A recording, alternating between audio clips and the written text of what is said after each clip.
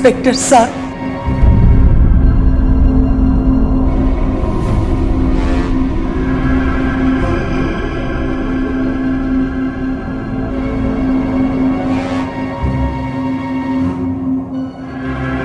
मैंने एक आदमी का खून किया है। मैं अपने आप को गिरफ्तार करवाने आई हूँ। किसे मारा है आपने?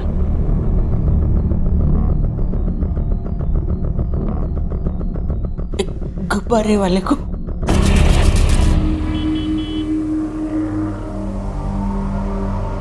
मैं मंदिर के सामने वाली सड़क पर खड़ी थी। सड़क पार करना चाहती थी मगर गाड़ियों की वजह से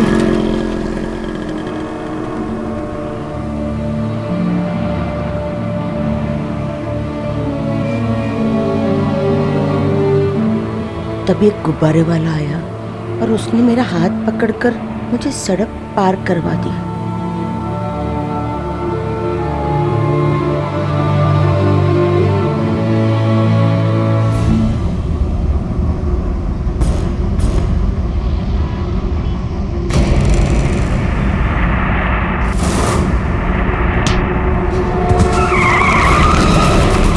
पूरी जिंदगी में कभी कोई गलत काम नहीं किया मैंने, लेकिन जब जिंदगी खत्म होने आई तो एक इंसान की जान ले बैठी हूँ। कहाँ हुआ था ये?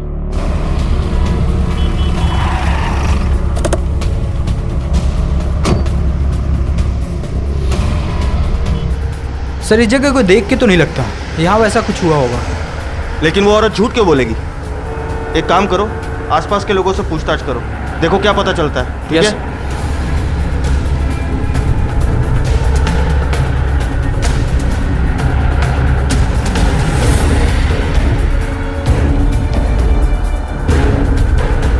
अजीब बात है सर, यहाँ हर कोई कह रहा है कि यहाँ ऐसा कुछ हुआ ही नहीं है।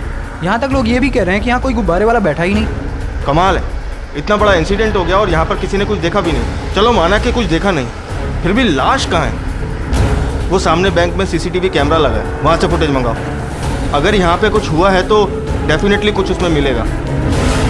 इस दौर और इस जमाने में जहाँ खुलेआम गलत करना और फिर उस गलती के परिणामों से बच निकलना ताकत का पर्याय बन चुका हो, जहाँ सोशल रिस्पॉन्सिबिलिटी और अकाउंटेबिलिटी जैसे शब्द 5 या 10 पैसे के सिक्कों की तरह चलन से पूरी तरह से गायब हो चुके हों। अंतरा ने जो किया था वो काबिले तारीफ था, लेकिन जो दिखाई दे रहा था क्या वो सच था या फिर इस सच का एक और चेहरा था जो अभी तक सामने नहीं आया था? लाश कहाँ गई मैं नहीं जानती, लेकिन मैंने उसे मारा है, ऐसी बात मैं झूठ थोड़ी कहूंगी। ठीक है माँ जी, हम इन्वेस्टिगेट करेंगे, लेकिन उससे पहले हमें आपकी फैमिली को इन्फॉर्म करना होगा। कहाँ रहती हैं आप? घर क्यों पूछ रहे आप? खूनी की जगह तो जेल में होती है ना, मुझे यही रख लो जेल में। देखिए, हमारे पास कोई सबूत नहीं है कि आप जो कह रही हैं वो सच है, ना ही आपके खिलाफ कोई कंप्लेन है, इसलिए फिलहाल हम आपको अरेस्ट नहीं कर सकते। अपना एड्रेस बताइए।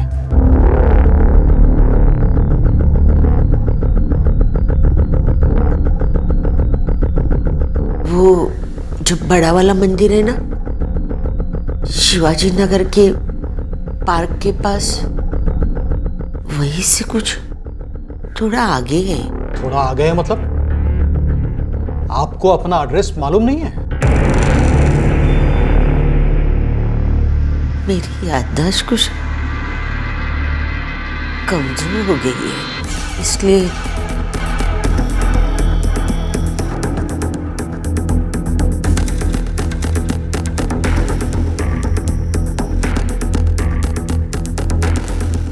इतनी कमजोर और उम्र दराज औरत अपनी छड़ी से किसी को मारे और वो रास्ते पे गिर पड़े, मुश्किल लगता है।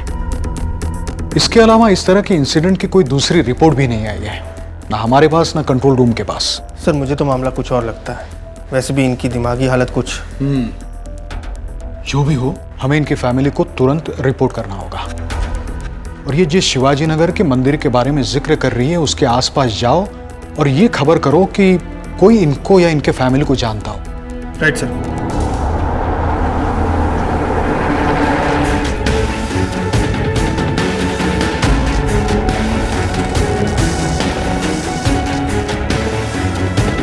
सुनिए, हो साहेब, इन्हें पहचानती हैं? हो साहेब, ह्या तर अंतरा जी। आप कह रहे हैं कि माँ पुलिस स्टेशन में है, घर पे नहीं है? हाँ, माँ जी सच में घर पर नहीं है। आप लोगों की 75 साल की बूढ़ी माँ जो बिना छड़ी के सहारे चल भी नहीं सकती है, सुबह से घर में नहीं है और आप लोगों को पता भी नहीं है कि वो कहाँ पर है। सर, मैं तो दिन भर ऑफिस में रहता हूँ, तो मुझे कैसे पता चलेगा?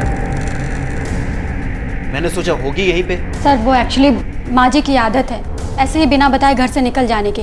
हम खुद भी उनसे बहुत ज़्यादा परेशान हैं। वो जानबूझकर ऐसा करते हैं हमें परेशान करने के लिए। वैसे आप लोगों के चेहरे देखकर लगता तो नहीं है कि आप लोग उनके लिए परेशान हैं।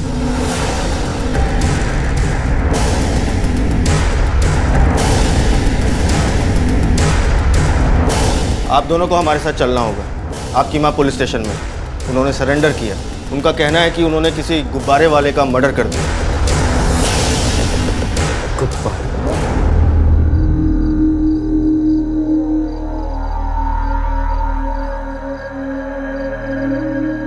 आई, बाबा कुठे आहे? वो अब तक आई क्यों नहीं? उनकी गुब्बारे बिक गई होंगे ना अब तक। बाबा येतील। हाँ, तुम लोग ज्यादा परेशान मत हो। चलो पहले खाना खा लो। वो किसी काम में फंस गए होंगे ना, इसलिए ज्यादा लेट हो गया उनको। लो।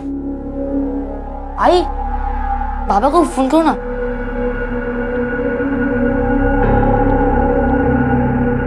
बैलेंस भी अभी खत्म होना था। तुम लोग खाना खाओ, मैं अभी आती हूँ। खा बेटा। दीपिका, जरा फोन देना।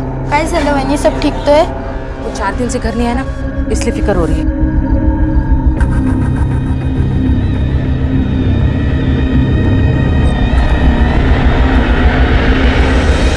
अंतरा लगातार एक ही बात कहे जा रही थी कि उसके हाथों एक गुब्बारे वाले की जान गई है, लेकिन पुलिस की कई कोशिशों के बाद भी उन्हें ऐसा कोई सबूत या सुराग नहीं मिला था जो ये साबित कर पाता कि अंतरा जो कह रही थी वो सही कह रही थी।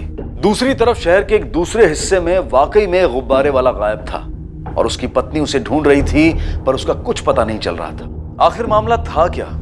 क्या अंतरा सच कह रही थी? क्या उसका परिवार भी ये सच्चाई जानता था, लेकिन परेशानी या किसी मुसीबत से बचने के लिए इस सच्चाई को छिपा रहा था? मैं नहीं जाऊंगी। मैंने उस आदमी को खून किया है। मुझे यही रहना है जेल में। मैं कहीं नहीं जाऊंगी। मैं यही रहूंगी। मैं यही रहूंगी। माँ जी, मेरी बात ध्यान से सुनिए। हमने आपकी बताई हुई जगह पर पूछताछ की, उसके अलावा हमने सीसीटीवी फुटेज भी चेक किया है। कोई मरा नहीं है। शायद आपको कोई गलतफहमी हुई है। माँ, क्या है ये सब? अच्छा लगता है क्या? चलिए आप उठिए। नहीं, मुझे यही रहना है। क्या बात है माँ जी, आप अपने घर नहीं जाना चाहते? कोई परेशानी है क्या?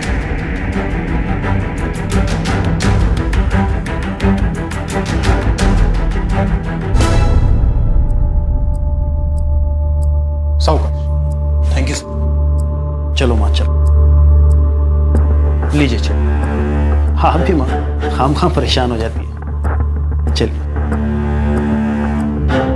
बस एक बात समझ में नहीं आई,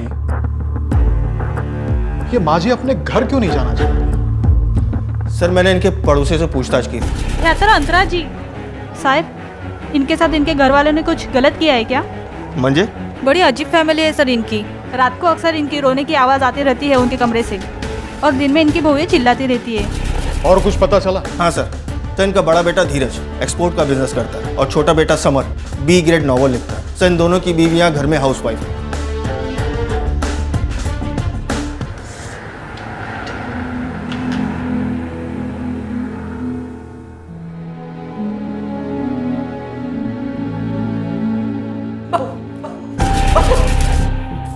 ये क्या करे? अरे ये तो मेरे से ये तो उनकी आखिरी निशानी है बेटा। माँ, ये सब ड्रामा बंद करो। उनका निशानी नहीं रहा तो उनकी निशानी रखकर क्या होगा? कब से कचरा इकट्ठा करके रखा है, जगह होगी तो काम ही आएगी ना। ये सब फालतू की बातें बंद करो, इनको काम करने दो अपना। हटो।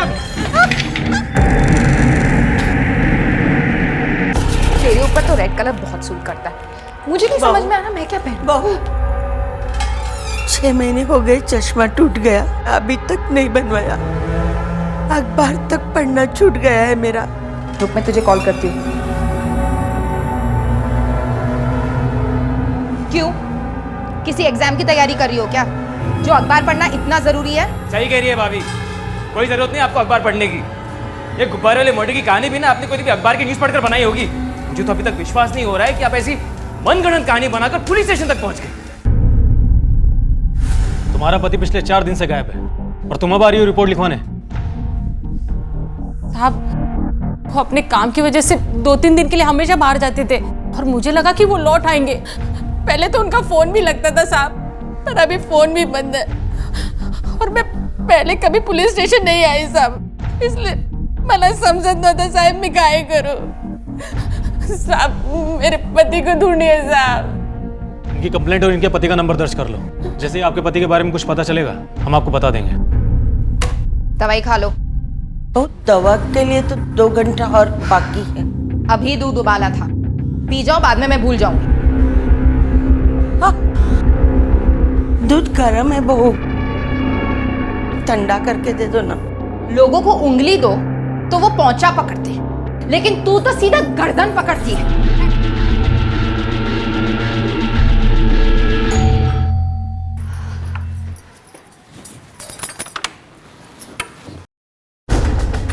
क्या चल रहा है यहाँ पर? क्या हो रहा है? टीवी चल रहा है और क्या, लेकिन आप यहाँ क्या कर रहे हैं? हमें आपके पड़ोसियों ने फोन करके बताया कि अंतरा जी की यहाँ से रोने की आवाजें आ रही हैं। माँ जी आप ठीक तो है ना? आपके सामने तो बैठी हैं, ठीक नहीं लग रही हैं क्या? थोड़ी देर पहले टीवी की वॉल्यूम ज्यादा थी, इसलिए पड़ोसियों को गलतफहमी हो गई होगी और आपको फोन खटका दिया। माँ जी क्यों रोएंगी? देखिए माँ जी, अगर आपके साथ कुछ भी गलत हो रहा है, कुछ भी, तो आप हमें बताइए, आपको डरने की जरूरत नहीं है। गलत तो मैंने किया है, मार डाला उसको। देखा सर, ऐसी उटपटांग बातें किया करती हैं। आप तो क्या किसी को ऐसा ही लगेगा ना कि हम इन्हें परेशान करते हैं? अरे हमें तो खुद ही नहीं समझ में आता है हम क्या करें इनका। सर कुछ मिला नहीं इधर देखने के बाद। ठीक है, आसपास और चेक करो और सभी लोगों से पूछताछ करो। सर इस फोटो को ध्यान से देखो, ये आपके एरिया का ही रहने वाला है। इसको देखा है कभी? सर किसी आदमी की रोजी रोटी का जरिया यही हो तो इसे लवारिस की तरह छोड़ के नहीं जाएगा। एक काम करो सर, आसपास अच्छे से पूछताछ करो, कहीं कोई एक्सीडेंट तो नहीं हुआ है। जाओ सर।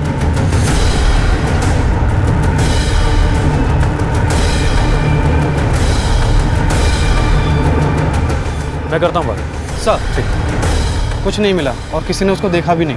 एक काम करो सर, उसकी फोन की लोकेशन निकलवाओ, शायद उससे कुछ पता चल सके। लोगों को यही जताना चाहती है ना कि हम तुझसे बहुत जुल्म करते हैं, परेशान करते हैं तुझे। अरे तू हम पर परेशानी हो रही है, जिंदा रहकर जाके मर क्यों नहीं जाती?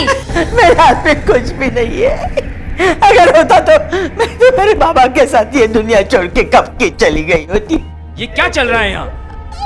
मैं यहाँ लिखने की कोशिश कर रहा हूँ और तुम लोग हो कि जो कुछ भी हो रहा है ना तुम्हारी इस माँ की वजह से हो रहा है। बताया था ना पुलिस वाले के सामने क्या बोला था इन्होंने? नहीं बेटा, मैंने कुछ भी नहीं। अरे रहने दो यार, अच्छी तरह जानता हूँ मैं आपको। इतनी शिकायत है तो मर जाओ ना, आपकी भी छुट्टी होगी और हमारी भी। क्या हो रहा है ये सब? मैंने पूछा क्या हो रहा है ये सब? एक तो पूरे दिन वहां ऑफिस में झक मरवाओ और यहाँ घर पे आके ये झेलो। मैं भी यही कह रहा था भाई। माँ तो पागल है ही, और सड़क छाप नॉवल लिखते लिखते तेरा दिमाग भी सड़ गया है। और तुम तो समझदार हो ना, फिर संभालते क्यों नहीं साहब?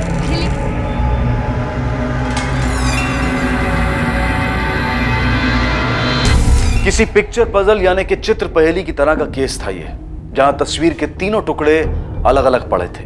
तस्वीर का पहला टुकड़ा था बुजुर्ग अंतरा, जिसकी मानसिक स्थिति पुलिस को ठीक नहीं लग रही थी। दूसरा था गुब्बारे वाला, जो वो गुब्बारे वाला भी हो सकता था जिसकी मौत का जिक्र अंतरा अब भी बार बार कर रही थी। इस मामले की सही और पूरी तस्वीर को सामने लाने के लिए इन तीनों टुकड़ों का अपनी सही जगह पर आना जरूरी था। लेकिन मुश्किल ये थी कि ये तीनों टुकड़े एक दूसरे से इतने अलग थे कि पुलिस की तमाम कोशिशों के बावजूद भी इनके बीच के संबंध का कोई भी तार पुलिस को अब तक दिखाई नहीं दिया था। सर, गुब्बारे वाले कुमार का फोन लोकेशन आ गया है। आखिरी बार उसका फोन शिवाजीनगर थाने के पास एक्टिव था और बाद में वहीं पे स्विच ऑफ हो गया। एक काम करो, शिवाजीनगर थाने में उसका फोटो फैक्स करो, मैं बात करता हूँ अभी। सर, हाँ फैक्स मिल गया। हाँ, गुब्बारे वाला 4 दिन से मिसिंग है। ठीक है, हम देखते हैं। क्या बोला दिनेश? सर, एक गुब्बारे वाला गोखले नगर पुलिस स्टेशन से फ़ोन था, इसकी मिसिंग कंप्लेन लिखाई गई। 4 दिन से गायब है। 4 दिन से गायब है? इलिया से अंतरा जी हमारे पुलिस स्टेशन कब आई थी? सर, तकरीबन 4 दिन पहले। 4 दिन पहले। मैंने एक आदमी का खून किया है। किसे मारा है आपने? एक गुब्बारे वाले को। इसका मतलब ये है कि जिस दिन ये गायब हुआ उसी दिन अंतरा जी हमारे पुलिस स्टेशन में आए। इलियास, सर, अंतरा जी को बुला लें।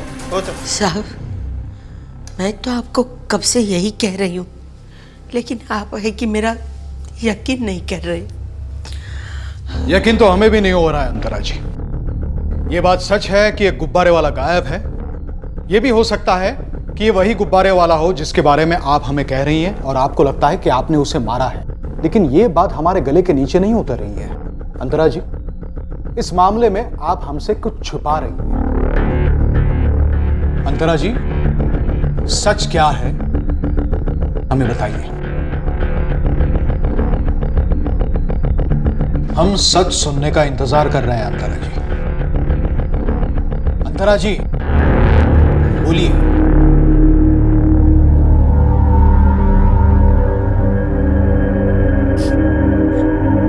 मेरा बेटा धीरज, उसी ने मारा है उसको। क्या? ये कैसे कह सकती है आप? मैंने खुद देखा है उसे, उस आदमी के साथ। और उन्हें बचाने के लिए आपने ये इल्जाम अपने सर पर क्यों ले लिया?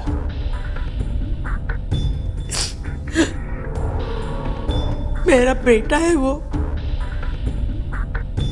पूरा घर उसी से चलता है। अगर मैं जेल चली जाती तो वो बच जाता और मेरी बची हुई जिंदगी सुकून से कट जाती।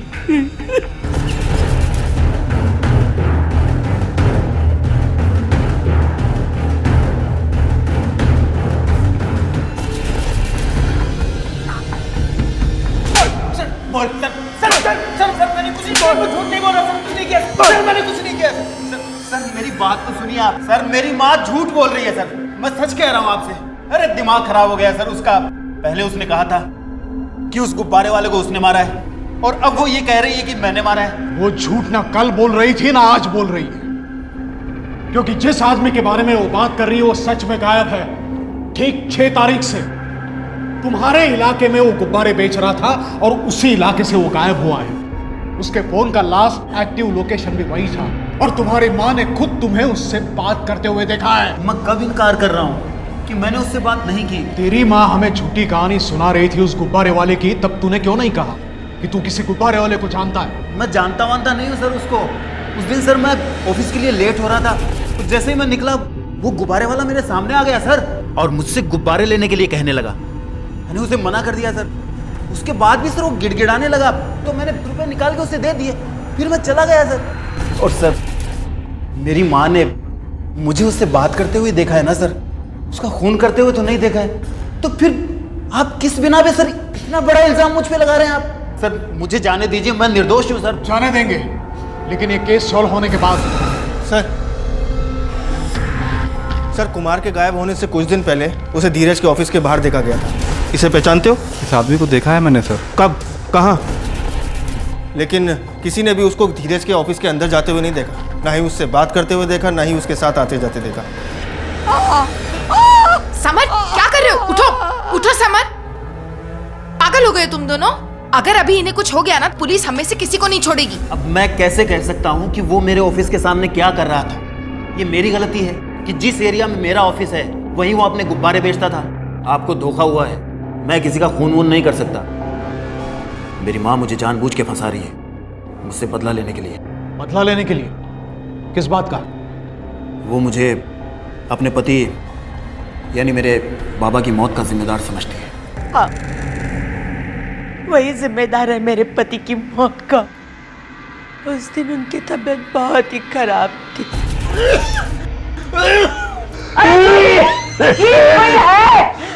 डॉक्टर को फोन करो। थोड़ा पानी पी लो, पानी।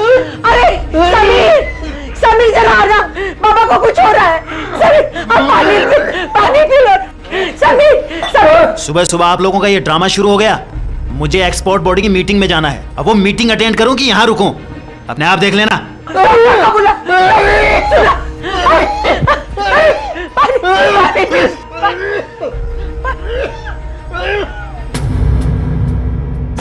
मैं उसे कभी माफ नहीं कर सकती, लेकिन मैंने जो कुछ भी कहा वो बिल्कुल सच कहा है। पागल है वो, और झूठी भी, और वो अब भी झूठ बोल रही है। अगर खून हुआ है तो डेड बॉडी मिलनी चाहिए। मिली है आपको डेड बॉडी? नहीं ना, फिर किस बिना पे आप मुझे यहाँ हिरासत में रख सकते हैं? सर, इनका लॉयर आया है। कहीं ऐसा तो नहीं कि अंतरा जी हमसे वाकई में झूठ बोल रही हो, अपने बेटे से बदला लेने के लिए हमारा इस्तेमाल कर रही है? सर ऐसा हो भी सकता है, लेकिन कोई तो है जो कुछ ना कुछ छुपा रहा है।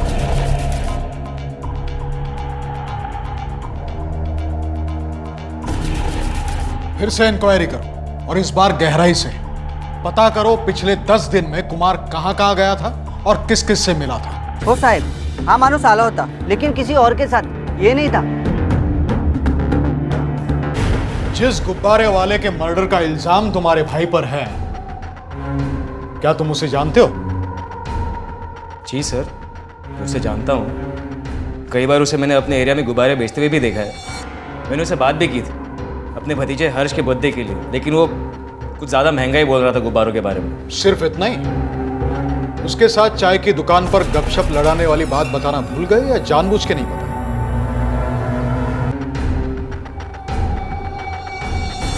तो अब मेरे बड़े भाई के बाद आप मुझ पे शक कर रहे हैं? सर, मैं एक नॉवेलिस्ट हूँ। रियल लाइफ से मैं अपने कैरेक्टर्स और स्टोरीज उठाता हूँ। मेरी हमेशा कोशिश रहती है कि मैं लोगों से मिलूं, उनसे बात करूं, उन्हें जानूं। इसका मतलब ये नहीं कि मैंने किसी का खून किया है। इलियास, इन्हें लॉकअप में ले जाओ, कुछ रियल लाइफ कैरेक्टर से मिलवाओ, शायद अगले नॉवेल का सब्जेक्ट मिल जाए। सर, मैं एक नॉवेलिस्ट हूँ सर। सर, आप मेरी बात तो सुनिए। एक भाई बिजनेसमैन और दूसरा नॉवेलिस्ट, इस गुब्बारे वाले के साथ इनका क्या कनेक्शन हो सकता है? और इस गुब्बारे वाले को मार के या उसे गायब करके इनको क्या मिलने वाला था? सर, हो सकता है कि इनकी बातें सच हो और हम गलत जगह कनेक्शन ढूंढ रहे हो। इलियास, एक काम करो, गोखले नगर पुलिस स्टेशन के पुलिस ऑफिसर जो इस कुमार के मिसिंग केस में काम कर रहा है उससे बात करो। जितनी इंफॉर्मेशन तुम उससे निकाल सकते हो उतनी निकालो, और ये पूरी डिटेल्स उसके फोटोग्राफ के साथ सभी पुलिस स्टेशन में सर्कुलेट करो। हो सकता है हमें कुछ मिल जाए।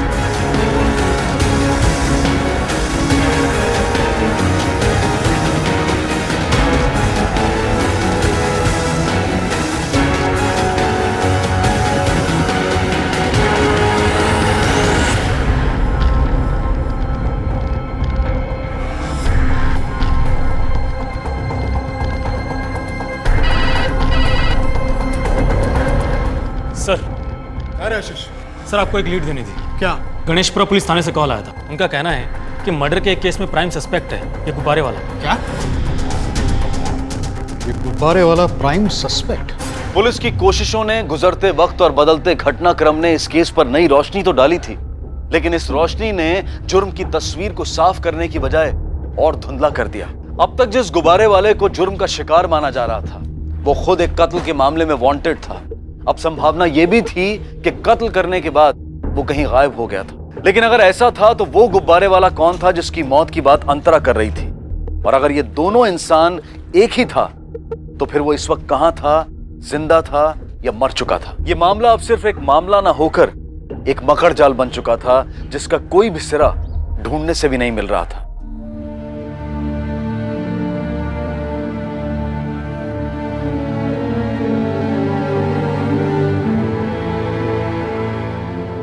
अरे जूही, जूही, अरे मुझे प्यास लगी है, मुझे पानी दे दो।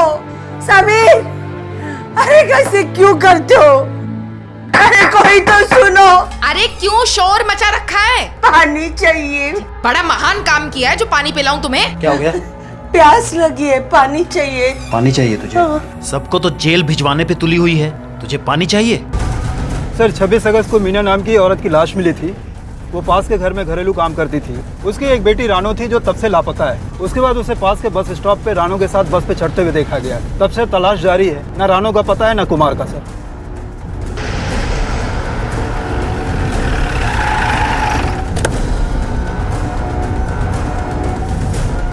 सर मीना की लाश यहीं पे मिली थी। उसके बॉडी पर चाकू के निशान थे।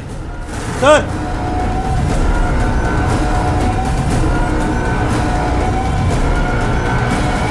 सर ये मीना की पड़ोसी, इन्होंने ही आखिरी बार उसे कुमार के साथ देखा था। क्या आपको पूरा यकीन है कि हाथ तोच मानुस होता? हाँ साहब, 100% यही आदमी था।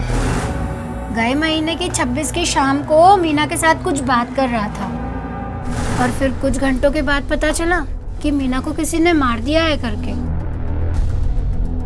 और साहब ये कोई 4 दिन पहले मीना के नाम पर कुछ आया था डाक से। शेल्टन हाई कॉन्वेंट स्कूल से लेटर, वो भी रानो के नाम? सर ये तो महंगा स्कूल है। इतने महंगे स्कूल में रानो का एडमिशन? ये मीना के पति के बारे में क्या जानती हैं आप? मीना बोलती थी बहुत पहले ही छोड़ के भाग गया था उसको। कभी बताया क्यों छोड़ दिया था? वो तो कभी कुछ नहीं बोली साहब।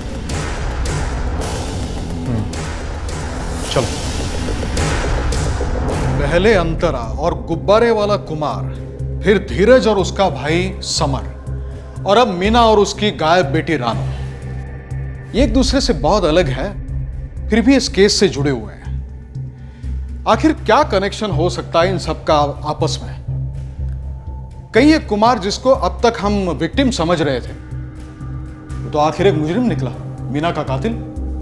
सर हो सकता है वो मीना का पति हो और मीना की तरह रानो को अपने साथ ले गया।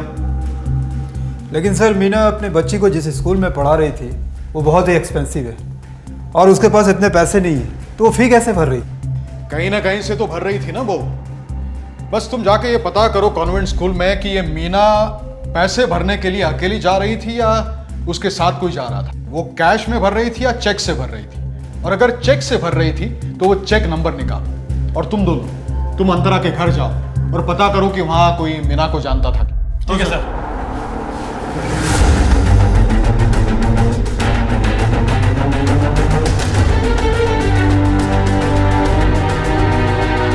एक काम करते हैं, मीना की मौत के बाद उसकी कॉल डिटेल्स और उसके फ़ोन की लोकेशन दोबारा चेक करते हैं, देखते हैं कुछ नया पैटर्न मिलता है।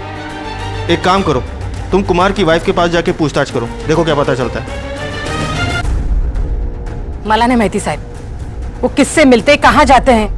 कहकर तो जाते हैं कि काम पे जाते हैं करके, और मैं उसी बात को सच मानती हूँ। अगर उन्होंने किसी दूसरी औरत को रखा रहेगा तो मुझे नहीं पता। अच्छा एक बात बताओ, तुमने उसके व्यवहार में इन दिनों कुछ बदलाव महसूस किया था?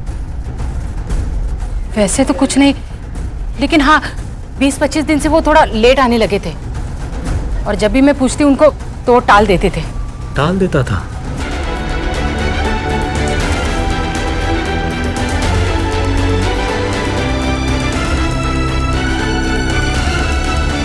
इस डॉक्यूमेंट की कॉपी मिल सकती है? जी बिल्कुल।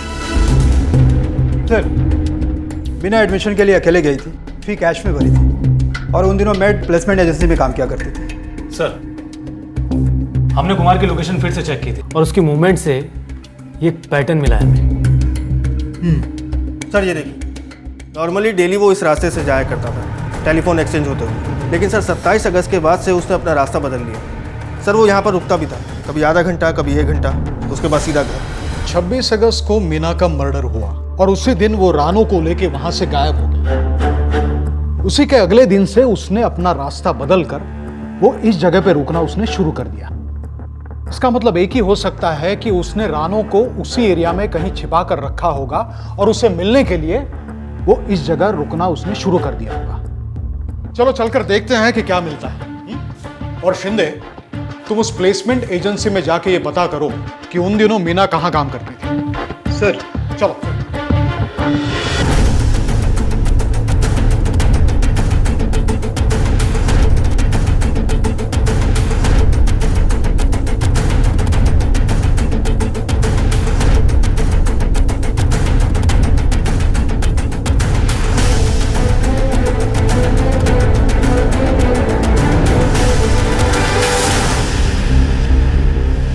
सर रानो की postmortem report. Sir detail postmortem report में तो टाइम लगेगा, लेकिन इनिशियल पोस्टमार्टम रिपोर्ट से पता चला है कि उसकी मौत इन्फेक्शन की वजह से हुई। सर ये तो इस कहानी में नया मूड आ गया। और अगर कुमार उसे नहीं मारना चाहता था तो इसे इतनी बुरी तरह से टॉर्चर क्यों कर रहा था? कुमार रानो को टॉर्चर नहीं कर रहा था। मुझे लगता है कि कुमार उसे रोज खाना देने जाता था। सिर्फ कुमार जानता था कि रानो कहाँ, लेकिन अचानक एक दिन वो गायब हो गया और इसलिए रानो भूखी प्यासी वहां पड़ी रही। लेकिन सवाल ये पैदा होता है कि क्या रानो कुमार की बेटी थी, और अगर थी तो वो किससे छुपा रहा था? सर मीना उन दिनों जहां काम करती थी उस जगह का पता मिल गया।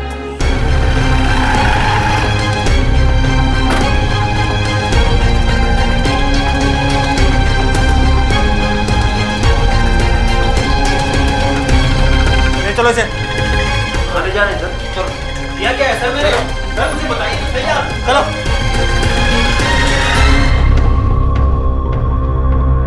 क्या है ये? इस बार मैं माफ नहीं करूंगा आप लोगों को, सच कह रहा हूं। अरे वर्दियां पहन रखी तो आप कुछ भी करोगे, किसी भी शरीफ आदमी को उठा लोगे। मैं मानहानि का दावा करूंगा आप लोगों पे, समझ में आए? ये वर्दियां उतरवा दूंगा आप लोगों को। देखो, ध्यान से देखो, मीना और उसकी बेटी रानो, याद आया? एक कौन है ये? मैं नहीं पहचानता इसे।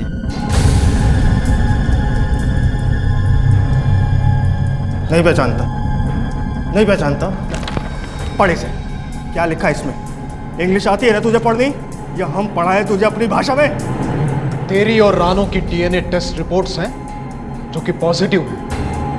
चकरा गए ना, तेरे बालों के सैंपल्स लिए थे हमने, और ये सबूत काफी है दुनिया और कोर्ट के सामने तुझे नंगा करने के लिए। अब तू उगलेगा या हम तुझसे उगलवाएं? हाँ सर, इस सब के पीछे मेरा ही हाथ था।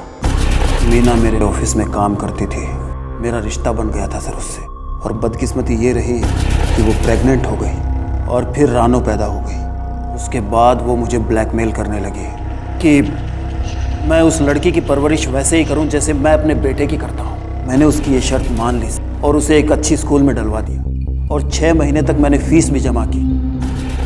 लेकिन उसके बाद मेरे दिमाग में आया कि अगर ये लड़की कल को पढ़ लिख गई और मेरे दरवाजे पे आके अपना हक मांगने लगी तो मेरा नाम मिट्टी में मिल जाएगा सर।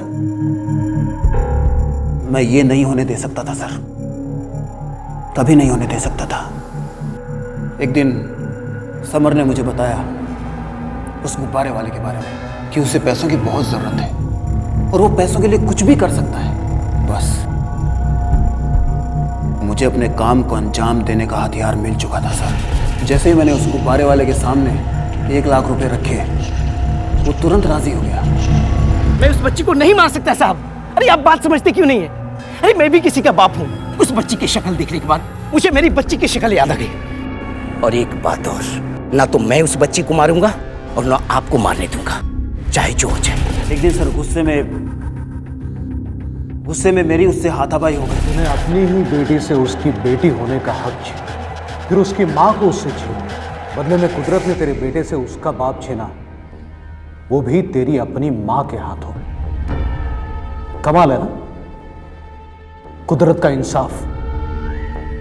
कुमार की लाश के साथ क्या किया तूने? उस कमीने को मैंने वहीं तालाब के पास मार के उसी में फेंक दिया। और इस तरह असली अपराधी धीरज को सामने लाकर पुलिस ने इस केस की फाइल बंद कर दी। अंतरा ने अपने बेटे और बहुओं के जुल्म और अपमान से तंग आकर अपने घर को छोड़ दिया और वृद्धाश्रम में जाकर रहने लगी ताकि बाकी की जिंदगी सुकून से बिता सके।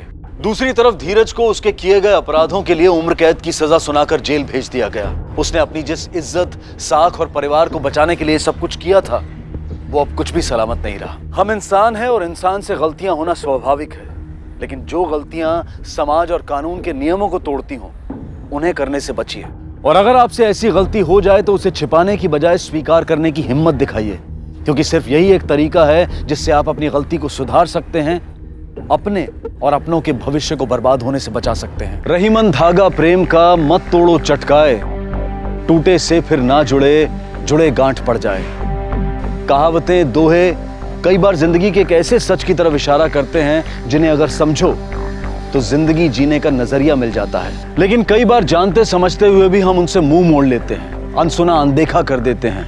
ये भूल जाते हैं कि किसी भी रिश्ते की बुनियाद भरोसे पर टिकी होती है। मुंह धो ले बेटा, थका होगा। ज्यादा प्यार दिखाने की कोई जरूरत नहीं। रिश्तों की इमारत को मजबूत बनाने के लिए जरूरत होती है भरोसे की। मेरे जीते जी तुम्हें मेरी प्रॉपर्टी का एक छोटा सा टुकड़ा भी नहीं मिलेगा। और जब ये भरोसा टूटता है तो पैदा होती हैं गलतफहमियां। मैंने एक बार भी उनकी आंखों में मेरे लिए प्यार नहीं देखा। और कई बार ये गलतफहमियां अपराध का रूप ले लेती हैं।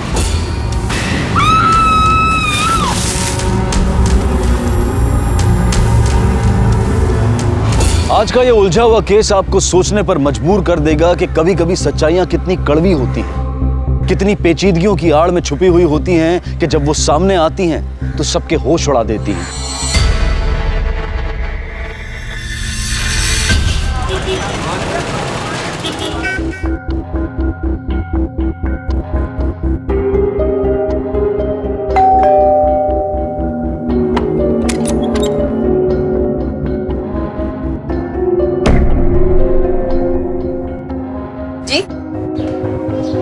नमस्ते।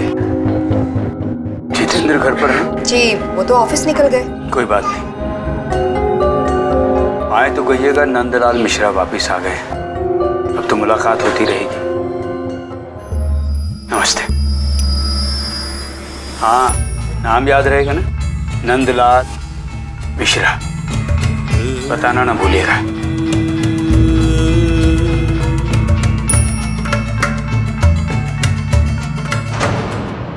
आप जाओ, मम्मी आ रही है अभी। हाँ, ध्यान कहाँ है आपका? मैं कुछ बात कर रही हूँ। आपको पता है, बुजुर्ग इंसान था लेकिन बहुत ही अजीब था। वो है कौन? क्यों आ रहा है बार बार मिलने?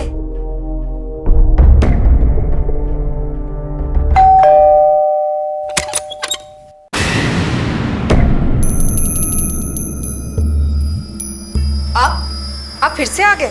देखिए, हमारे पति आपको नहीं जानते और उन्होंने कहा है कि हम आपसे कोई बात ना करें। अगर आप दोबारा आए ना तो हम पुलिस स्टेशन फोन कर देंगे। पुलिस स्टेशन का नंबर है आपके पास या मैं दूं? बाप रे, मैं तो डर ही गई। आपको पता है, मैंने उसे पुलिस की धमकी दी तो कहता है कि नंबर है या दूं। बहुत ही अजीब इंसान है वो। आखिर आप बताते क्यों नहीं है? कौन है? क्यों बार बार आता है हमारे घर? नाम याद रहेगा ना? हाँ, नंदलाल मिश्रा नाम बताया अपना। कहा कि बोल देना वापस आ गया है। मुझे तो डर लगने लगा है अब। आप एक काम क्यों नहीं करते? आप जाके उससे बात करो ना, आखिर पता तो चले कि कौन है, क्यों आ रहा है बार बार।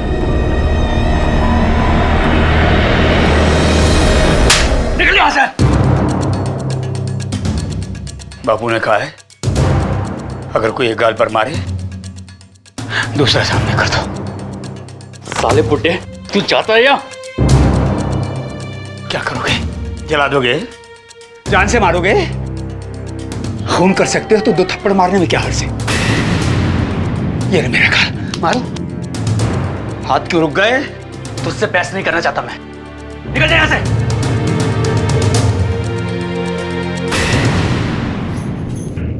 आज आपको सब बताना ही पड़ेगा। हत्यारा क्यों कहा उसने आपको? और आप खून कर सकते हो, इसका क्या मतलब है? देखिए, मुझे बहुत डर लग रहा है। साफ साफ बताइए ना, बात क्या है? आप चुप क्यों हो? बोलो ना।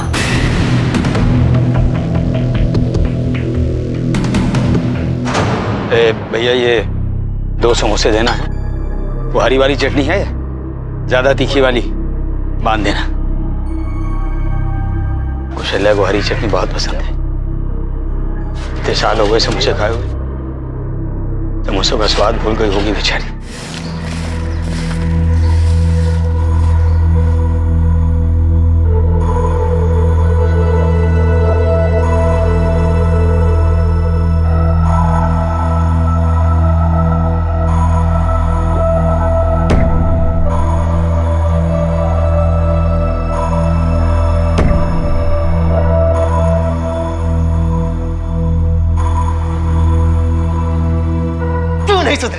नहीं सुधरेगा ना? ढीठ हो गया। क्या पूछेगा? बोल, पूछेगा? आप कर रहे हो? पूछेगा? आप भी ना छोड़ो इसे। जब देखो इस बिट्टू के पीछे पड़े रहते हो। इसे ना बाद में सुधार लेना। पहले जाकर उनको सुधारो। जाइए, जाकर देखिए बाहर। पता भी है आपको, आज तीसरा दिन है और घर के बाहर पेड़ के नीचे वो तो अपना पूरा बोरिया बिस्तरा लेकर घर बनाकर बैठ गए। लोग कैसी कैसी बातें करें, कुछ पता भी है आपको? पूरे मोहल्ले में हमारी बदनामी करके रख दी है। लोगों की बातें सुन सुन के ना मेरी तो कान पक गए। आपसे कह रही हूँ, जाकर जो बात करनी है जाके कीजिए। अब जाइए।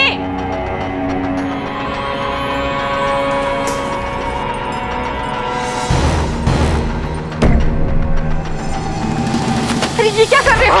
क्या कर रहे हो? ये चुपचाप तो रह रहे हो हम लोग। जीना मुश्किल कर दिया है हमारा। तुम्हें रहने के लिए यही जगह मिली है। चल बुढ़िया निकल निकल। अपने पति को समझा ले, ज्यादा नाटक ना करे वरना। हमें जो समझाना था वो हमने समझा दिया, बाकी बुढ़े को तुम समझाना। हमारे मोहल्ले में खूनियों के लिए कोई जगह नहीं है, समझ गए?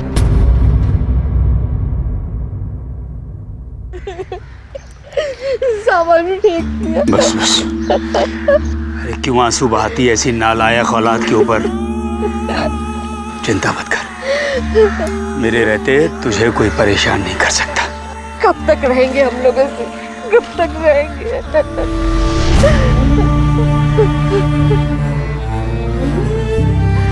तब तक जब तक हमें न्याय नहीं मिल जाता, तब तक जब तक मैं उनसे उनका सुख चैन नहीं छीन लेता जिन्होंने हमसे हमारी जिंदगी के 10 साल छीने। उम्र कैद भुगत चुके हैं उनकी वजह से हम।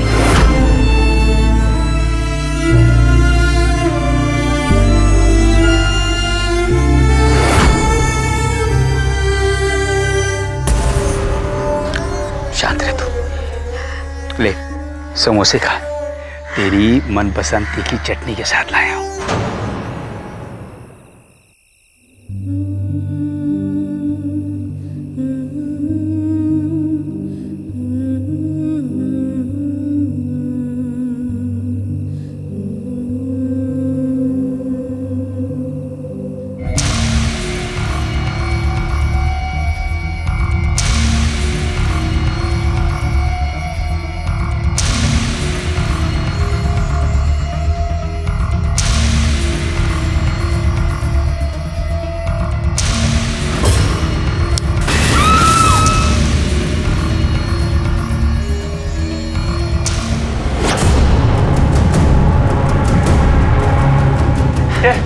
आज तेरी हड्डी पसली एक कर दूंगा मैं। क्यों पीछे पड़ा मेरे?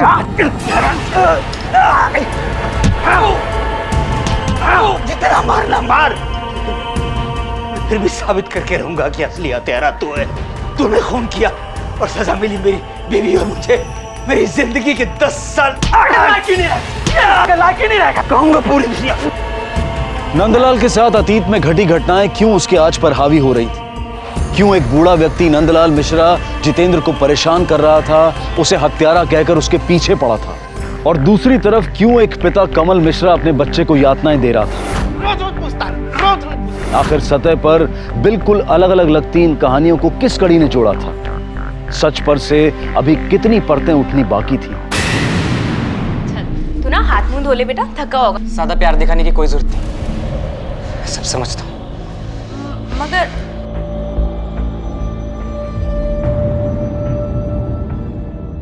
रुक, तू तेरे तेवर नहीं बदलेगा? हाँ? घूरता किसे? हाँ? इतनी मार खाता है इसके बाद भी मुझे घूर के देख रहा है। बाप से नजर मिलाएगा? आंख नीचे, आंख नीचे कर, आंख नीचे।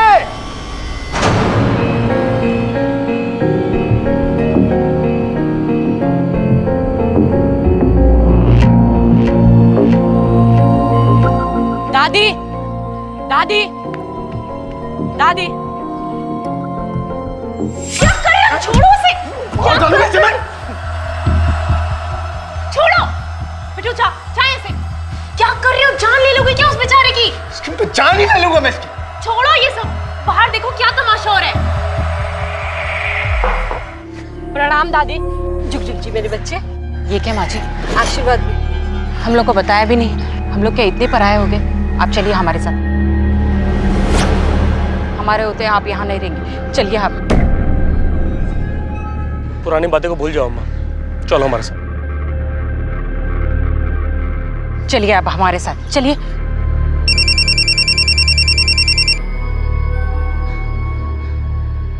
हेलो, क्या? हे राम। माँ जी, ये क्या लगते हैं आपके? जी मैं इनका बड़ा बेटा नीलेश हूँ। अरे तो जरा समझाइए इनको, वो जितेंद्र गुप्ता से क्यों झगड़ा मोल रहे, क्यों फालतू में परेशान कर रहे हैं उनको, समझाइए।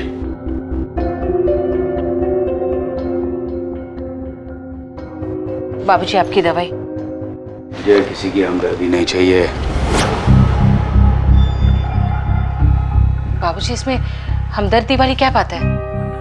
हम तो आपके अपने हैं ना। कोई अपना नहीं है मेरा। बंद करो ये अपनेपन का नाटक। ना तो तुम मेरी बहू थी और ना ही कभी बन सकती हो।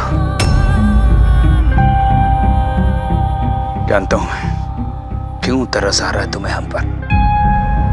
तुम्हारी नजर मेरे उस मकान पर है जो आज भी मेरे नाम है। लेकिन याद रखना, मेरे जीते जी तुम्हें मेरी प्रॉपर्टी का एक छोटा सा टुकड़ा भी नहीं मिलेगा। ये बाप और बेटे का रिश्ता तो उसी दिन खत्म हो गया था जिस दिन तुमने मेरी मर्जी के खिलाफ शादी की थी।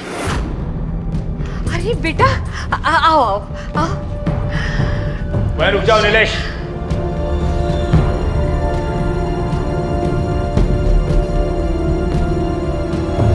उस घर के दरवाजे तुम्हारे लिए आज से बंद। पर बहुत सफाई देने की कोई जरूरत नहीं है। मना किया था ना मैंने, नहीं माने ना तुमने मेरी बात। अरे यही लड़की मिली थी शादी करने के लिए। अपनी जात में लड़कियों की कमी पड़ गई थी क्या? सुनिए, आशीर्वाद तो देने दो बच्चों को। कौशल्या, अगर तुमने इसके सर पर हाथ रखा तो मेरा मरा मुंह देखोगी। निकलो तुम लोग यहाँ से। अब हमारी चिता को आग लगाने में मत आना, समझे? तो खड़े देख क्या रहे हो? जाओ यहाँ से, जाओ, निकलो, जाओ। चलो कविता।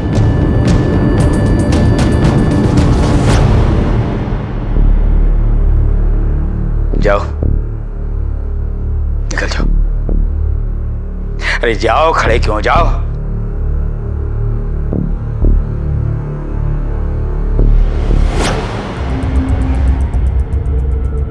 वकील साहब और कितना समय लगेगा? अरे नीलेश जी परेशान मत होइए, ये प्रोसेस बड़ा कॉम्प्लिकेटेड होता है।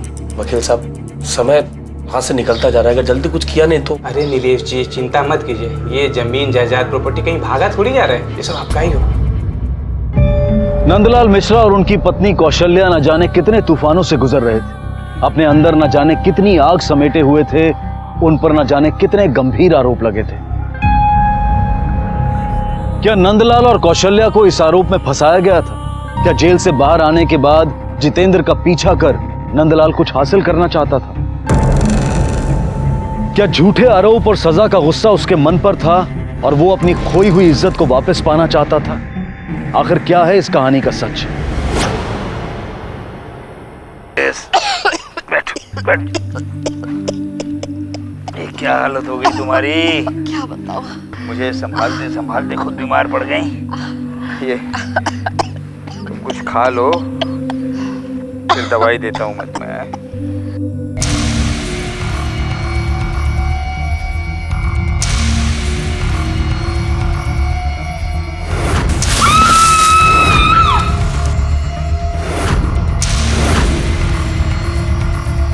बिट्टू बेटा, आजा आजा आजा बेटा। बेटा, तुझसे एक बात साफ करनी थी। हमने तेरी माँ को नहीं मारा। मुझे बेटा। उसके बारे में कोई बात नहीं करनी। लोग ही बोलते थे कि मेरी माँ का किसी और के साथ रिश्ता था।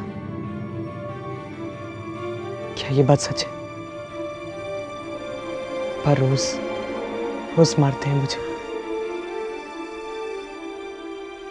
एक बार भी उनकी आंखों में मेरे लिए प्यार नहीं देखा।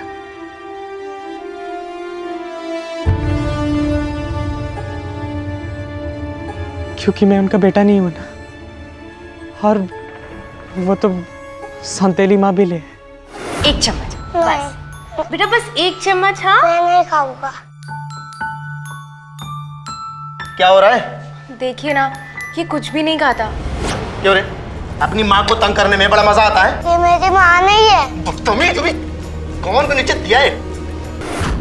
मुझसे एक बार भी नहीं पूछा कि बेटा तेरा स्कूल कैसा चल रहा है, मार्क्स कैसे आ रहे हैं तेरे। मतलब तो यही है ना कि मैं उनका खून नहीं।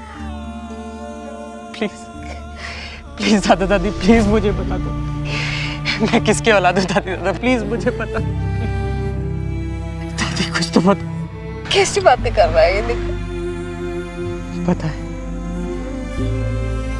मेरे दोस्त मोहल्ले वाले सब चिढ़ाते हैं मुझे, बोलते हैं तेरा बाप कौन है।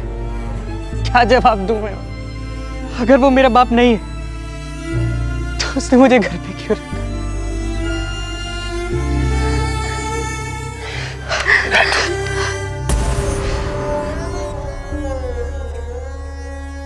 तेरी माँ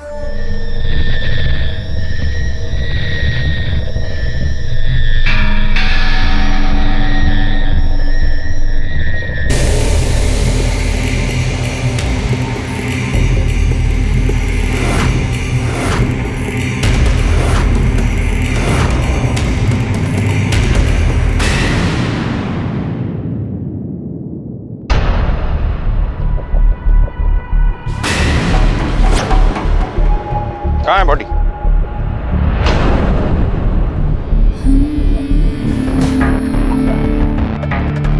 सर, मैं इनको जानता हूं। मैंने इनको अस्पताल में भर्ती करवाया था। शुक्ला सर, बॉडी को पोस्टमार्टम के लिए भेजो।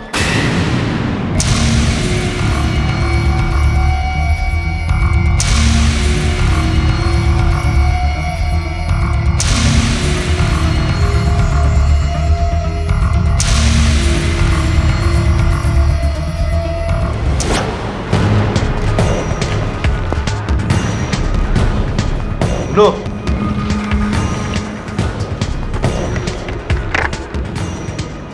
ये बूढ़ा बूढ़ी यहाँ रहते थे ना? कहाँ गए?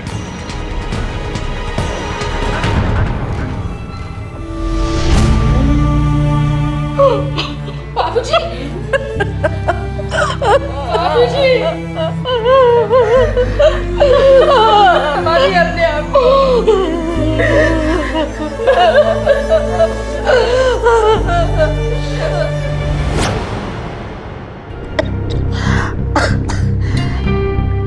एक हफ्ता पहले ही मेरी तबीयत खराब हो गई।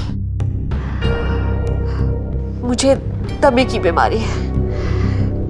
मेरी हालत उनसे देखी नहीं गई और वो अपना अहंकार छोड़कर मुझे लेकर नीलेश के घर रहने आ गए।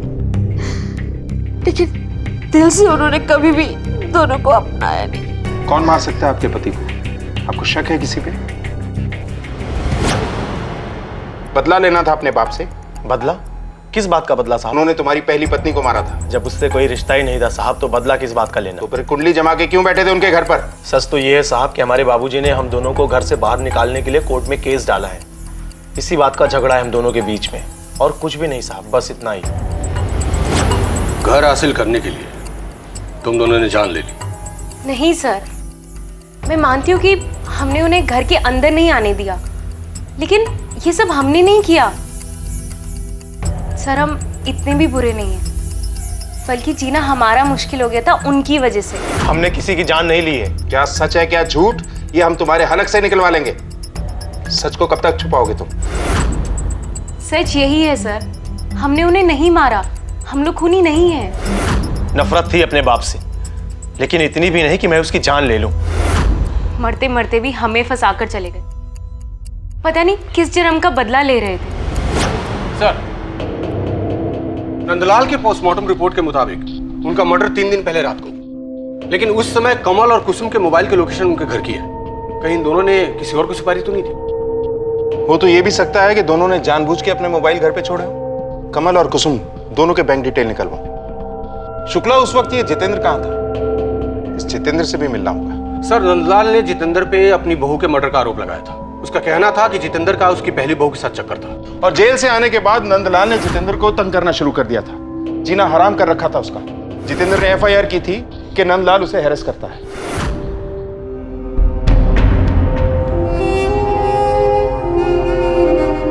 खूनी हत्यारा। भैया चाय देना।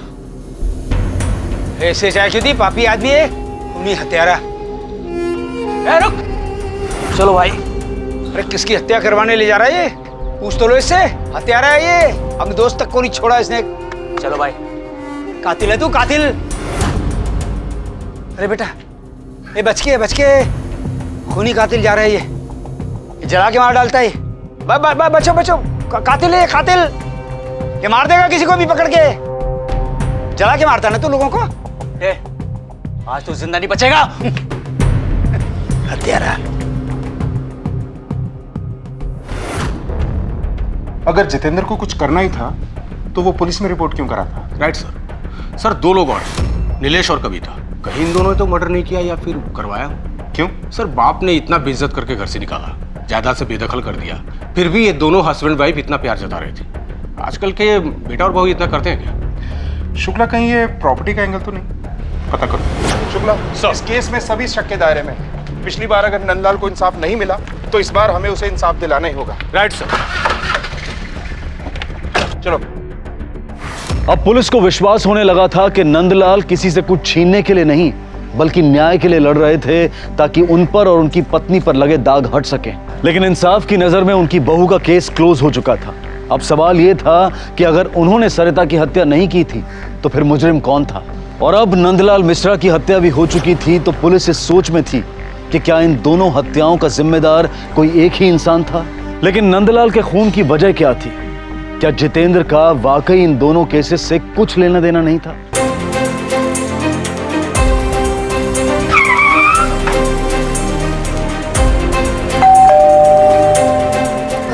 सर आप लोग? जितेंद्र कहाँ है? सर हम भी कल से बहुत परेशान हैं। उनका कोई अता पता नहीं है, और तो और उनका फोन भी बंद आ रहा है। हमें तो लग रहा है कहीं उस बुड्ढे ने तो कुछ। आपको उन बुजुर्ग की चिंता करने की जरूरत नहीं है, उनकी हत्या हो चुकी है। चिंता करनी है तो अपने पति की कीजिए जो गायब हैं। वैसे जितेंद्र के बारे में कुछ भी पता चले तो हमें इन्फॉर्म कीजिएगा। जी। शुक्ला सर, इनके घर पे खबरी लगवा। राइट। कहीं जितेंद्र ने ही तो नंदलाल को नहीं मारा? नंदलाल को जितेंद्र के बारे में सब कुछ पता चल गया था और जितेंद्र को अपना फंसना तय लग रहा। एक काम करो, सभी पुलिस चौकियों को अलर्ट करो और जितेंद्र की फोटो भिजवाओ। नीलेश की डिटेल्स भी? जी सर, वो अपने लॉयर से मिल रहा है। पता चला है कि वो प्रॉपर्टी अपने बाप के नाम पर करने की कोशिश कर रहा है। सर हो सकता है ये कोई साजिश हो। मैंने यादव को बोल दिया नजर रखें। गुड।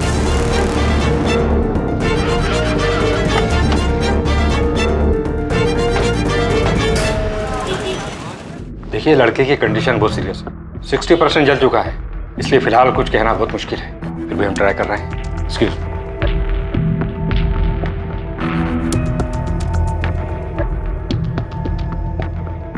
लगता है जलने जलाने का बहुत एक्सपीरियंस है आप लोगों को। आप कहना क्या चाहते हैं? ये हमने खुद को जलाया है?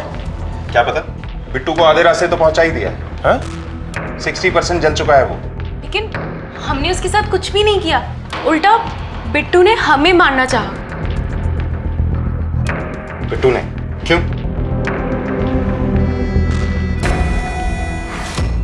अरे यार क्या पार्टी थी, मुझे तो बिल्कुल सच में उसका डांस तो मतलब कमाल का था।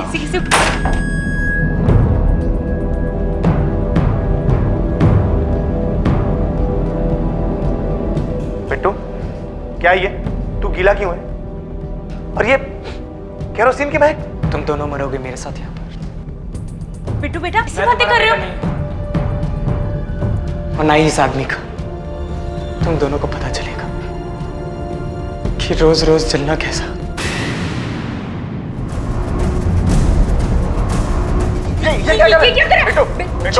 छोड़ से, रुक जा।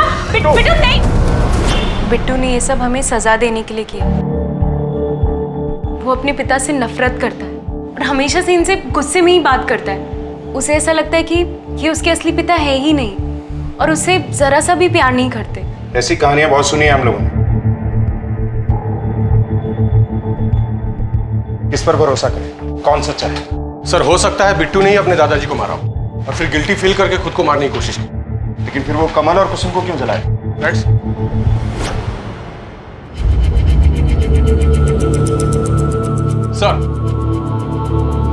सर ये देखिए, पिछले 3 दिनों से कई घंटों तक बिट्टू और नंदलाल मिश्रा के फोन की लोकेशन सिम रही है।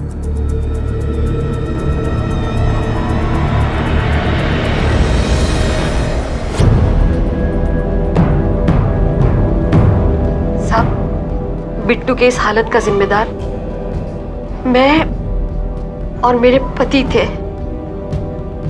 अगर सरिता के मामले में हम चुप रहे होते तो आज मेरी बहू जिंदा होती और बिट्टू भी इस हालत में ना होता। परेशान हो गई हूँ मैं जितेंद्रा, कमल के साथ रह रह के। 6 साल हो गए हैं शादी को, लेकिन उसने कभी भी मुझे अपना नहीं समझा। तुम तो मेरे दोस्त हो ना, बताओ ना मैं क्या करूँ, क्या करूँ? तुम टेंशन मत लो, सब ठीक हो जाएगा।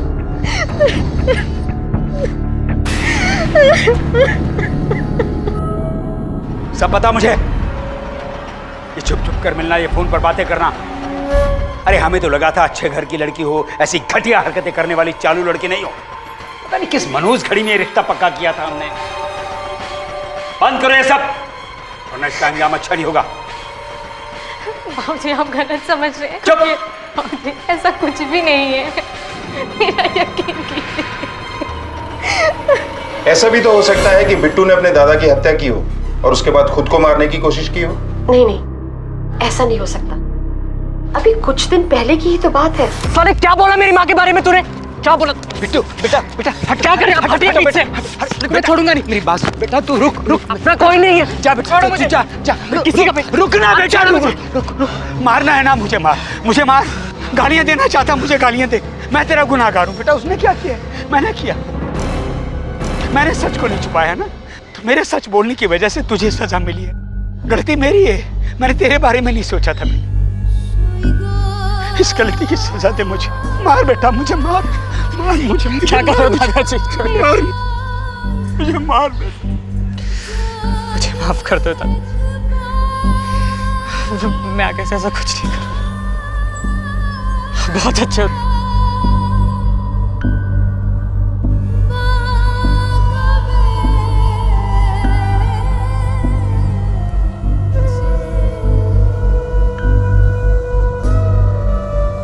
उसके बाद बिट्टू अपने दादू से अक्सर मिलता रहता था। दोनों एक दूसरे से बातें करते रहते थे। बहुत करीब आ गए थे दोनों। बहुत खुश थे वो लोग।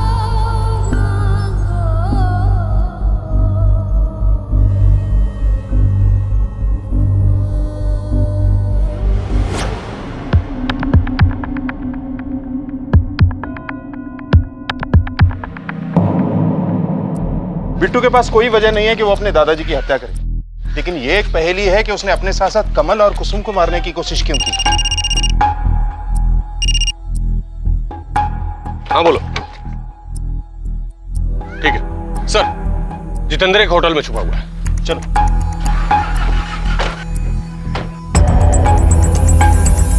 सर जितेंद्र ने अभी तक चेकआउट नहीं किया है, लेकिन कल रात से अपने कमरे में भी नहीं है। हाँ बोल। ठीक है, हम आ रहे हैं, चलो।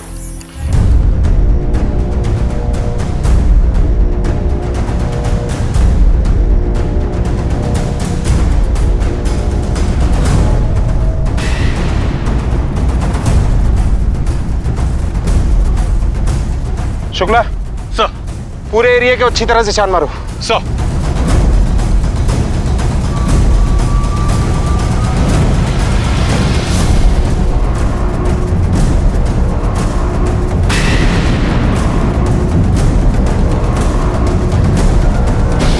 सर, चाकू ये देखिए। शुक्ला सर, बॉडी को ऑटोप्सी के लिए भेज दो। मर्डर चाकू से हुआ है। सोचने वाली बात यह है कि नंदलाल का मर्डर भी चाकू के वार से ही हुआ था।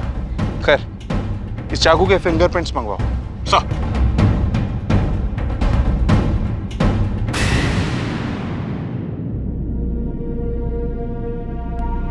देखिए, आप रोज रोज यहाँ मत आएगी। हमें जैसे ही कुछ पता चलेगा हम आपको इन्फॉर्म करेंगे। साफ दूध की जली, मेरी चिंता मत कीजिए। मैं यहाँ किसी को तंग नहीं करूंगी, लेकिन जब तक मेरे पति को इंसाफ नहीं मिल जाता मैं यहाँ से नहीं हिलूंगी।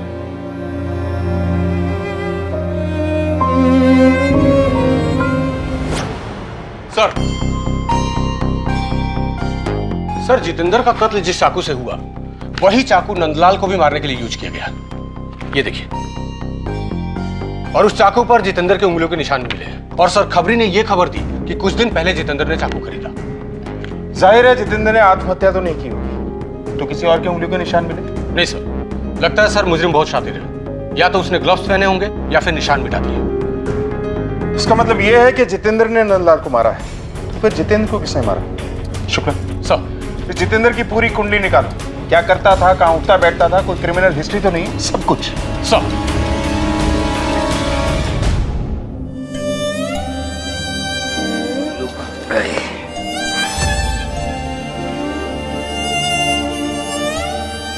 पुरानी बातों का बोझ लेकर कब तक जीते रहेंगे?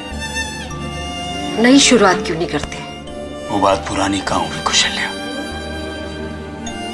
उस बात के बाद और कोई बात तो हुई नहीं हमारे जीवन में। उसी बात के बोझ तले तो दब कर जी रहे हैं हम।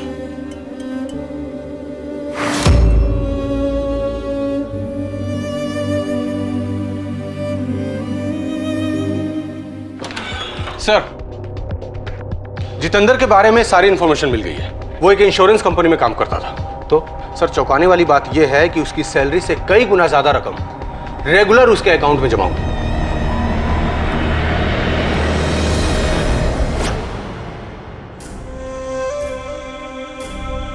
सर, हमें कुछ भी नहीं पता। हम आपको कुछ भी नहीं बता सकते। अब तो हमें ऐसा लगता है कि हम उन्हें बिल्कुल भी नहीं जानते थे। सर, 10,000 की सैलरी में इतना कुछ तो नहीं हो सकता।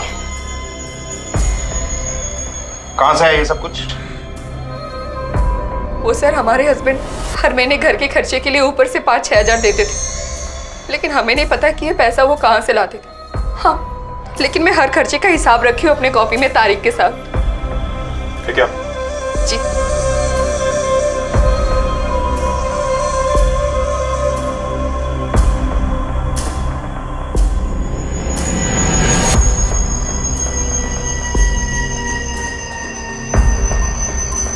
सर, हमारी शादी को 7 साल हो गए।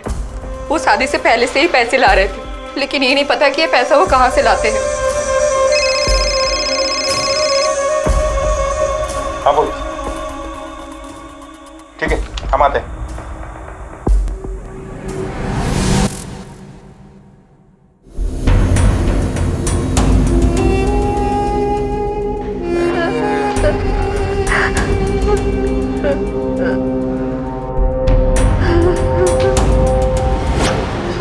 सर,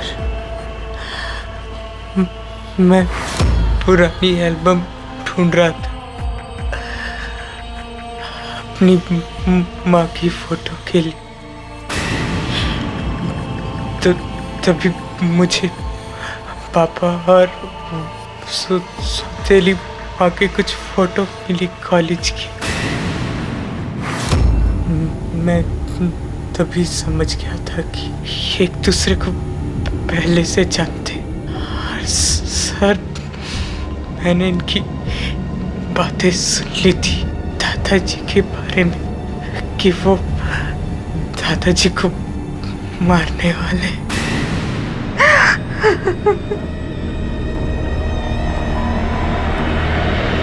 बहुत अफसोस के साथ कहना पड़ रहा है कि हम ये केस सुलझा नहीं पाए, क्योंकि कुसुम जी 10 साल पहले जब ये कहानी शुरू हुई थी तब तो आप पिक्चर में ही नहीं थी, कोई नहीं जानता था आपके बारे में। खैर, आप दोनों को एक खुशी की खबर देता हूं। बिट्टू को होश आ गया है और उसने हमसे खुलकर बातें की हैं। उसने हमें बताया कि उसने खुद को मारने की कोशिश क्यों की, या फिर मैं यूं कहूं कि आप दोनों को मारकर खुद को सजा देने की कोशिश क्यों की, क्यों किया ये सब।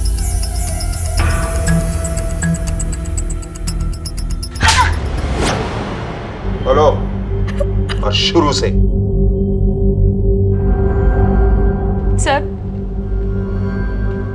मैं और कमल कॉलेज टाइम से एक दूसरे से बहुत प्यार करते थे, लेकिन जब नीलेश भैया की शादी के बाद बाबूजी ने उन्हें घर से निकाल दिया तो हमें लगा कि वो हमारी शादी के लिए तो कभी नहीं मानने वाले। पहले तो हमारे अफेयर के बारे में किसी को कुछ पता नहीं था, लेकिन जब बाबूजी को सरिता और उसके आशिक पे शक हुआ तो हम एक उपाय सोचे। एक दिन घर में कोई नहीं था तो मैंने कुसुम को घर पे बुलाया और मैंने चुपचाप से घर में जाकर किचन में गैस पाइप को काट दिया। मैं घर से बाहर ही निकल रही थी कि जितेंद्र ने मुझे देख लिया।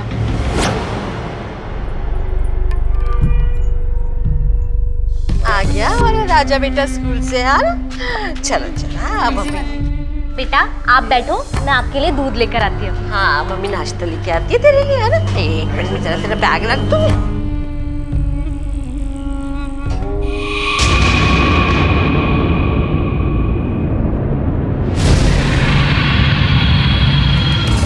अरे रामेश्वर भाई, अरे रामेश्वर भाई, बहू को मेरी बहू जल गई मेरी। ये रुक तो रुक।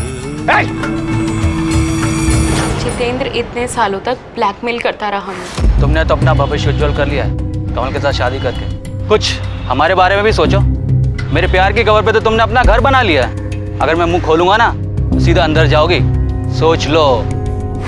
तो नंदलाल को मारने का काम जितेंद्र को सौंपा था। बाबूजी ने जितेंद्र का जीना हराम कर रखा था और हमें भी डर लगने लगा था कि एक दिन बाबूजी हमसे हमारा सब कुछ छीन लेंगे। इसलिए हमने जितेंद्र को और पैसे का लालच देकर अपना काम करने के लिए तैयार किया। जितेंद्र को डर था कि कहीं वो पकड़ा ना जाए, लेकिन फिर हमारी बातों में आकर वो राजी हो गया। उसने हमसे 10 लाख रुपए मांगे। उसे लगा कि वो बाबूजी को मारकर कहीं गायब हो जाएगा। तो उसने बाबूजी से कहा कि वो सरिता का मर्डर कन्फेस करना चाहता है, उन्हें कुछ बताना चाहता है, और इसी बहाने से उसने बाबूजी को एक सुनसान जगह पर बुलाया। तुझे आज मैं एक चौंकाने वाली बात बताता हूँ। तुझे मिलना था ना अपनी बहू के असली कातिल से, तो देख पलट के, देख ना।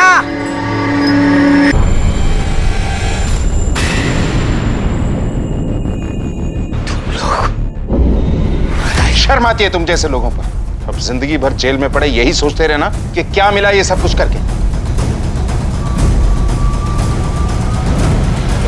एक परिवार के निजी रिश्तों की उलझनों का सबसे बुरा असर हुआ बिट्टू पर।